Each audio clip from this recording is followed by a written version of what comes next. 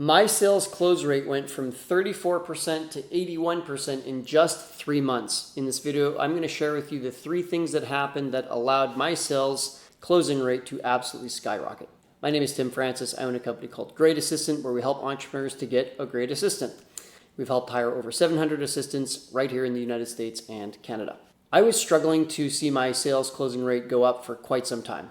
I'm telling you, for years, like 2 or 3 years straight, selling the same product. I could never get above maybe 40% was my best possible month, but typically I was languishing around 34, 35%. The crazy thing is all the leads that were getting booked into my calendar were all repeat and referral business. So these should be slam dunk leads. People already knew about who we were. They were referred by a coach or a fellow entrepreneur. They'd seen our amazing success rate at getting assistance and wanted more of that for themselves. So I hired a sales coach and got down to business because I was just so frustrated of having, first of all, low sales results, but also no clear sales process. And that becomes extremely important when you want to replace yourself as a salesperson. You need a process to be able to say to your new incoming salesperson, here's how we sell, and here are the metrics for success, and here's where you should be after 90 days, 180 days, 1 year. And if I didn't know what that process was or what the milestones were or what the metrics were, how could I ever hire someone? How could I ever train them or lead them? It just didn't work. Now, I knew this firsthand because I'd already tried hiring salespeople a few times, and time again, it just didn't work out, and they ended up going on to different opportunities. So it cracked the code for me to triple effectively my closing rate from 33-ish% to 81%. I guess it's not triple, but 2.5x. Are these 3 things. Number one, I got a coach, and that coach had a style of selling that I think was really compatible with both me and our audience. I don't know that the sales method would work for like a big corporate sale.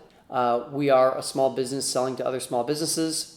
So there isn't the same kind of like really long research process and really long sales cycle that you would see in a Fortune 500 sale. Systems like Challenger Sale are much better suited for the long sales cycle, like $100,000 contract, $1 million contract type sales that happen in corporate.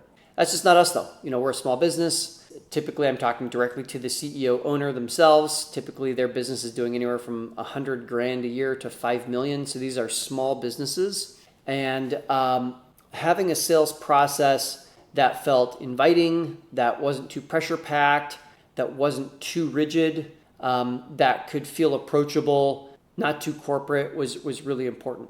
So having the right sales style and process, which for us was more conversational, more kind of like maybe not educational, although certainly from time to time I did do some teaching, but much more, I would say, consultative, to ask some really compelling questions to find out if a client was a fit or not. And I think what was really interesting is I used to believe that I should be able to close any person at any time under any circumstance. The thing is if fundamentally we are not the right fit, then I probably wouldn't even want to have that person as a client, even if I did know the right verbal judo. And so getting clear on who is our client and isn't our client was a really big part of, setting up the right style of sales process.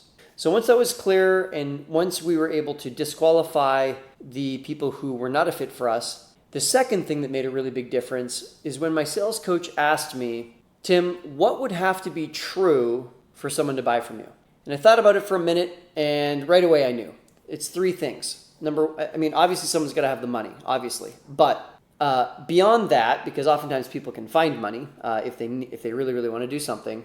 So obviously, number 1, the person has to know that they want an assistant, maybe even need an assistant. If someone is kind of hanging back, they're like, I don't really know. I probably only have 5 hours a week. I don't know if I need a salesperson first or an assistant. I'm kind of like, I don't know. I'll talk to that person, but if in the first 10, 15, 20 minutes of our conversation and me asking a handful of really provocative questions, if they still don't really believe that they need an assistant, nothing else matters, we should probably wrap up the call and move on. Most likely what's going to happen is that person will have a really good experience with me. They'll appreciate how respectful I am and how I'm willing to just kind of end the call. And it's going to leave a good taste in their mouth. And then they're going to end up in our long-term content marketing. And in a year from now, when they are really drowning under the weight of their work, they will be calling me again. And I've definitely seen this happen before. The second thing that has to be true for someone to buy an assistant from us is they have to know that they want the kind of assistant that we bring to the table. So the kind of assistant that we bring to the table is based in the US or Canada, is someone who's looking for a long-term opportunity, someone who's going to be asking for kind of $22 to $25 an hour, someone who is tech comfortable, wants to work remotely, and wants to really get deep with the entrepreneur. They want to become a mini-me. That's the term we always use, is a mini-me assistant. So that's the kind of assistant that we offer. If an entrepreneur comes in and is like, well, I want to spend $4 an hour for someone overseas to just do some data entry, that's not the kind of assistant that we have to offer. If an entrepreneur says, well, I want a $90,000 a year assistant who has already been an assistant for 25 years and can manage politics in a boardroom, that's not really who we hire either, right? We hire someone who has the right ball of clay up here that they can come in. They're not going to be a narrow and deep specialist. They're going to be more so a shallow and wide generalist who can learn a wide range of things across the company so that they can support you, the entrepreneur. And that's the kind of assistant that we bring. If someone comes in and they're like, oh, I'm not really too sure, overseas, domestic, I'm just not too sure. Yet again, my sales coach helped me develop a series of provocative questions that can really help a person see what it is that they might be missing out on if they don't get our kind of assistant. And if after I ask those questions, they still aren't convinced that they need our kind of assistant, then might as well wrap up the call early. And in that instance, yet again, that prospect will probably try going overseas, right? Or they'll try something else. And my guess is probably within 6 to 12 months, they're just gonna go like, oh my God, this isn't working. Now I understand why Tim said I should be getting this kind of assistant.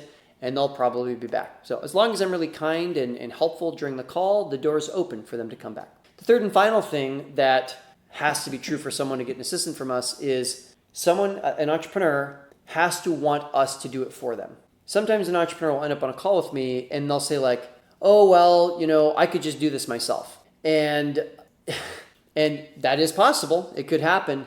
But the vast majority of entrepreneurs who've ever tried to hire an assistant, and after they've tried doing it once, one of a few things happens. Either number one, they realize it's way more work they ever expected. Like they end up looking at dozens, if not hundreds of applications coming in, and they're just like, oh my God, this is way too much. And then they might get a few that they're interested in, but they don't really know, like, should I use Myers-Briggs? Should I use DISC, Colby, StrengthsFinder? What do I do? And they realize, they just kind of don't know. And so they just hire the first person that they meet or the second person or someone who comes recommended. And not only is the process difficult, but then the assistant leaves within 3 to 4 weeks. And oftentimes an entrepreneur not only knows really effectively how to hire an assistant, but an entrepreneur oftentimes also doesn't realize how much work they have to do to prepare themselves, their business, and their tasks for the arrival of an assistant. So that's why our program not only helps an entrepreneur get an assistant, but we also give the entrepreneur training on how to prepare themselves, their business, and their tasks for the arrival of their assistant so that the assistant feels like they're walking into a winning situation, which is incredibly important. So again, if someone is kind of on the fence, they're like, I could just do this myself, it's not worth the fee, et cetera, et cetera. If I can ask them a series of questions, again, my coach helped me to develop, and if they still don't believe that they want us to do it for them, there's nothing here. Might as well part ways amicably, let's leave the door open for them to come back, and when they do try and go do it themselves, they are going to find out it's way harder than expected to not just get an assistant, but to get a great assistant who stays for the long term and becomes one of the best investments they've ever made, and they'll be back. So interestingly, once I figured out those 3 green check marks of what needs to be true for someone to get an assistant from us, the next thing that I just needed to listen for was, and it's not a dial, okay, or a dimmer switch. It's like binary. It's like a light switch, on or off, on or off. I needed to just hear on for they need an assistant. I need to hear on for they want our kind of assistant, and on for they want us to do it for them. On. And sometimes it might take 15 minutes to figure out that switch one is on, especially if they have a lot of questions about like, is it time for me to get an assistant or not, right? But there's other times when I meet someone and if they, and they're on within 3 minutes, right? One example, it's not always like this, but sometimes someone comes to me and says, hey, my assistant has been amazing and they're graduating to a different role in the company. I need a new assistant. Okay, that's a sign of someone who clearly knows that they need an assistant because they've been really happy with their assistant of the past. So I don't need to sit here and go through some long problem stage or ask them like, well, what's it really going to cost you if you don't have an assistant? Like, no. It's the light switch is flipped. Move on, right? So there's hiccups now. So as soon as I see a switch go, I move on. I found myself suddenly closing deals within 35, 40 minutes. And I mean getting a verbal yes, getting a review of the contract, doing a pre-flight checklist, collecting payment and processing payment, getting all that done in 35 to 40 minutes, where in the past I used to struggle to get through a single sales call within an hour. So that's the second part. That is what needs to be true for me to get a client. The third thing that, those are the second of three things that helped me take my closing rate from 34% up to 81%. Forgive me, I've developed hiccups mid-video here. So the third thing that allowed me to get my closing rate up to 81%, every week I would record a call that I had done, and ideally it would be a sales call that did not close. Ideally it was like somewhere, I fell short or just didn't work out. I would take that call. I would submit it to my sales coach, and me and my sales coach each would do our own independent retrospective or analysis on the call. So we basically just say what worked, what didn't work, what could be better.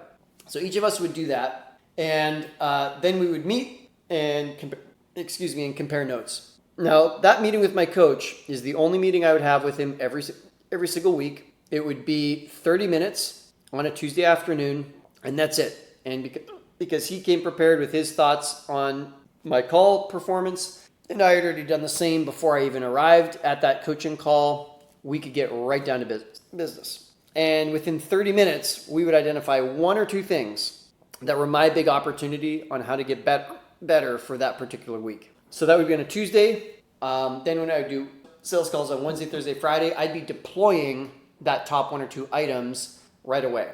From there, I would record another call. In fact, I'd record typically 2, 3, 4 calls, and whichever one seemed to go the poorest, I would then submit that to my coach for the next week, and we do the whole process over again.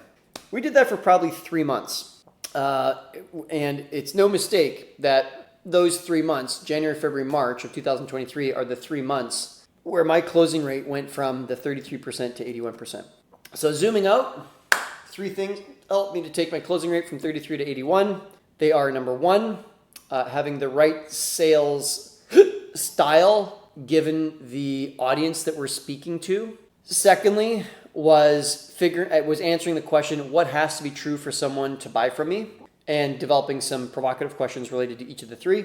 And then thirdly, was doing a weekly call review with my coach where we independently did a retrospective and then compared notes. And I'm telling you, it was just 30 minutes a week. That's all the time we needed together to get to find those opportunities for improvement.